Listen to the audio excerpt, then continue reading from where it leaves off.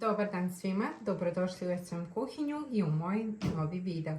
Danas pripremamo omiljeni bruscheti sa crnim hlebom na moj način, zato nam je potrebno samo 10 minuta, tako da ostanite sa nama i pogledajte ovaj video do kraja.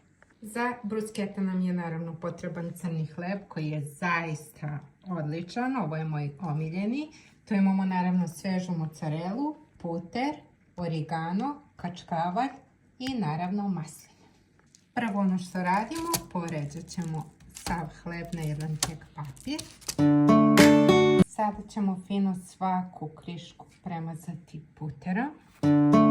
Sada kad smo ovako fino sve premazali, sada ćemo svuda pomalo posoliti. Sada ćemo staviti svuda kačkavalj.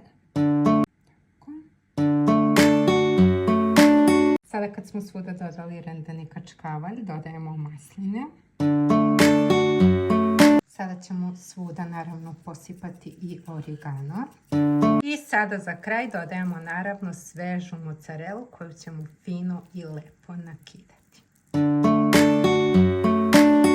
Sada kad smo ovako fino sve pripremili, stavljamo u vrelu na pečenje nekih 5-6 minuta. Naši bruscheti su gotovi, dodala sam samo i malo kečapa odozgo, zato što tako volim. Tako da ako niste pravili na ovaj način, napravite i probajte, zato što su zaista idealni, brzi i jako ukusni. Po meni je odlična zamena i za glavno jelo, naravno možete ih poslužiti i kao prilog uz neko jelo. I za nepozvane goste mislim da bi ovo bilo fantastično iznenađenje, tako da ako vam sviđa, lajkujte, pišite mu u komentarima, subscribeujte se na mom kanalu i mi se vidimo u sljedećem videu. Pozdrav!